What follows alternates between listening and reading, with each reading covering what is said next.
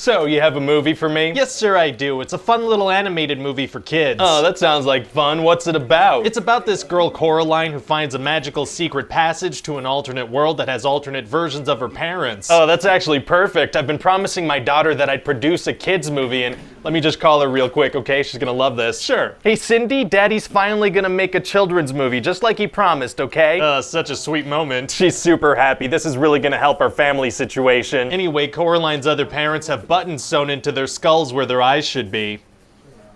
Daddy's gonna call you back, okay, Cindy? Bye, Cindy. What was that about the buttons? Oh, they all have buttons sewn into their eyeballs, and Coraline's other mother has a history of stealing children's eyeballs and sewing buttons in their places. Oh my god. With needles so sharp you can barely feel them. Oh, I thought I heard you say it was a kids movie. Yeah, kids are gonna love it. There's a talking cat and stuff. Oh, talking cats are tight. They sure are, sir. That button thing sounds like a super horrifying element though, but start from the beginning. Maybe I'm not getting it. Sure, well, Coraline and her parents move into a new place, but her parents are too busy to spend time with her. Sounds like a good kids movie so far. And she meets this local kid named YB. Oh, that's a cute name. It's short for Why Born. Wow, okay, that's like one step up from naming your kid Mistake. Yeah, and he says that his grandmother owns the Pink Palace apartments and doesn't usually let kids move in, but he's not supposed to talk about it. Oh. And later, if you put two and two together, you're like, oh, it's because she knows that kids keep disappearing from there. Yeesh, so why does she allow Coraline and her family to move in? So the movie can happen. Gotcha. So anyway, YB gives Coraline a doll he found that looks exactly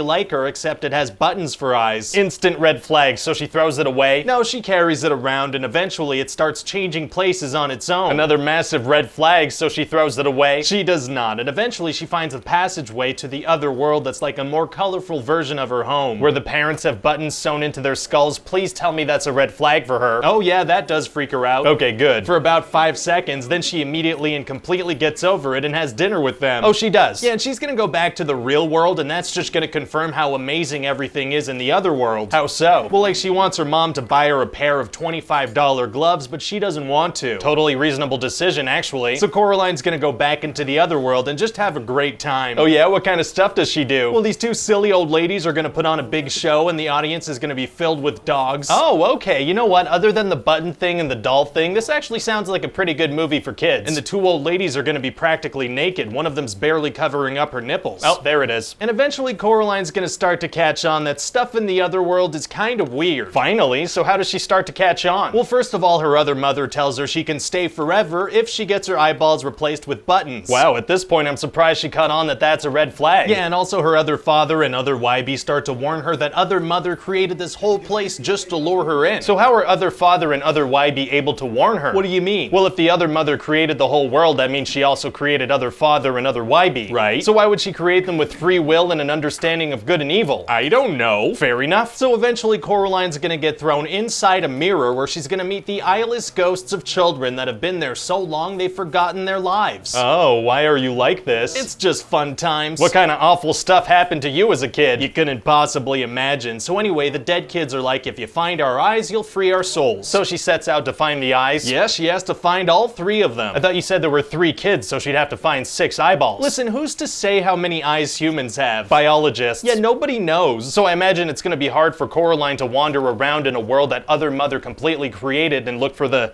dead kid eyes. Actually, it's gonna be super easy, barely an inconvenience. Oh, really? Yeah, we're gonna say that the other mother has a thing for games, so Coraline's gonna be like, I have a game.